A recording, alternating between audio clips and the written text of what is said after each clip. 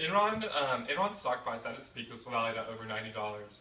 A few months later, that stock price had fallen just down to pennies. Enron became bankrupt and kind of symbolized corporate fraud in an era that was littered with it. From Tyco, WorldCom, to HealthSouth, there was lots of corporate fraud going on in the era, and Enron kind of represented the start of this era of corporate fraud. And it actually happened to be one of the largest bankruptcies in U.S. history. So over the next few minutes, I'm going to kind of talk about the scandal of Enron, what happened, the background behind it, and the effects that it had. So Enron was an oil company based out of Houston. So it's a company that a lot of us, might be familiar with, whether we had, a relative or a friend, who either worked at Enron or either had investments in Enron. So it's a place that was very familiar for a lot of Texans. It was started in 1985 by Kenneth Lay, and at the start was very successful. Because of that success, there was a lot of pressure to meet expectations. Kenneth Lay, who later became the chairman for the board of directors, felt a need in order to meet analyst expectations, each year and each quarter. And this put a lot of pressure on and kind of led to the fraud in order to meet these expectations. And so Enron, once it became successful, they started developing what they called SPEs, which were special purpose entities. So these entities were kind of subsidiaries of Enron, and they were a way that they would hide debt that the company had, from investors, from stockholders, and from the world. So Enron, what they would do is they would sell off their debt to these entities and then record revenue. So it was kind of affecting both the revenue and their debt because they're overinflating the revenue and they're also hiding off their debt. And so this was something that was happening, and it wasn't just one or two people. It was a whole group of people.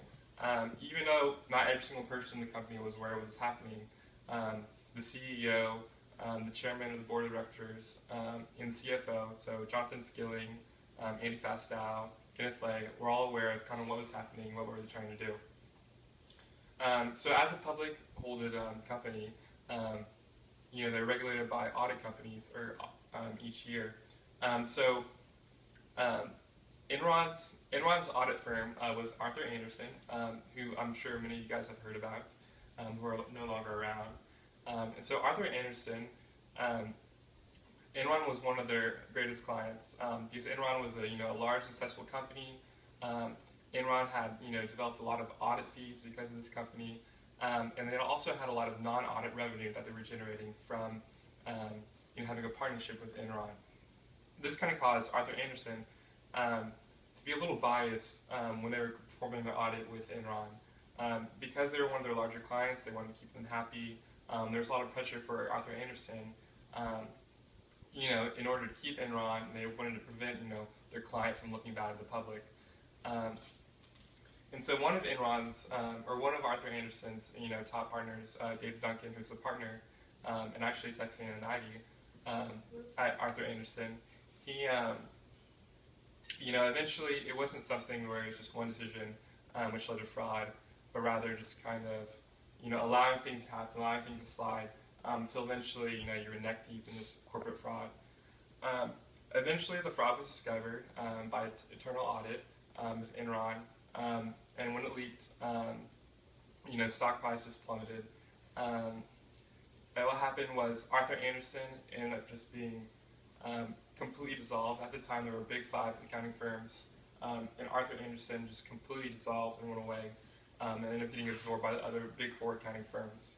Enron went bankrupt, and thousands of people lost their jobs, and thousands more lost millions upon millions that were invested with their retirement funds.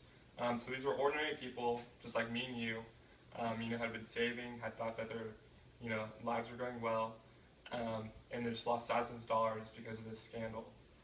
As an aftermath, what the U.S. did is it passed Sarbanes-Oxley. So Sarbanes-Oxley was it was a new passage of legislation, designed to help keep audit firms such as Arthur Andersen, from from letting fraud kind of slide by. So they had steeper punishment for audit firms, and higher liabilities for CFOs and CEOs, kind of that allowed fraud to enter their company. This higher punishment at first really didn't have a lot of effects. As Health, South, WorldCom, all those other companies still had fraud even after the passage of Sarbanes-Oxley. However, especially with the convictions that they had, all these CFOs, CEOs that were now going to jail for white-collar crime, it's kind of led to an area where we don't see corp fraud nearly as much anymore. So I hope that all of you guys learn a little more about Enron and can come to appreciate a little better understanding behind corporate fraud and kind of how it affects us. Thanks. Jello shots for everyone! Jello shots for